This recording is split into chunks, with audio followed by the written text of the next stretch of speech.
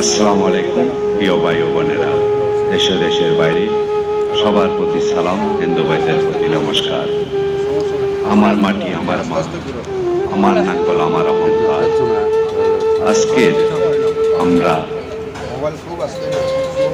নাঙ্গলের বিষয় নিয়ে জরুরি সভায় আজকে আমরা একটি মিটিং করি। আর আমাদের বাইজিদ থানা নিয়ে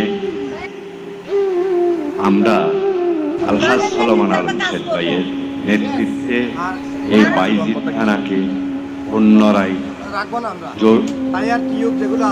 জোরালোভাবে সাজিয়ে আমরা এই রাজপথে আগোচ্ছিলাম, এখনো আছি।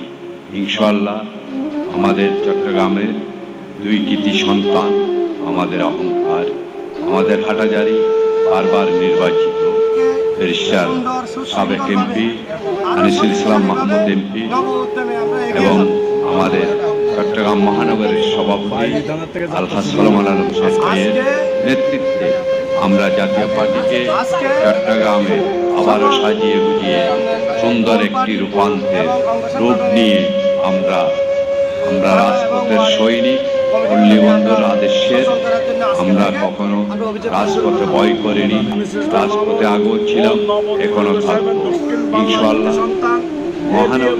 জাতীয় পার্টির নেতা কর্মীদের কোনো দুর্নীতি দুর্নিয়মে কোনো বসবাস করি না। আমরা সবসময় দেশের উন্নয়নের জন্য কাজ করে গিয়েছি এবং উন্নয়ন করার জন্য সবসময় আমরা মাঠে আগোচ্ছিলাম, এখনো আছি। আমাদের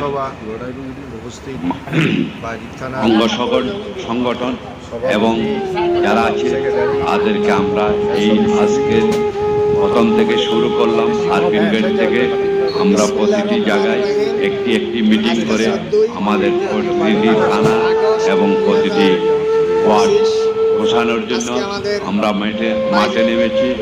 ইনশাআল্লাহ আপনারা সকলের দোয়ায় জাতীয় পার্টি সকলের জনগণের পক্ষে কাজ করবে, আগেও করেছে, এখনো করবে, এ আশা ব্যক্ত করে আমার ভিডিওটি আপনার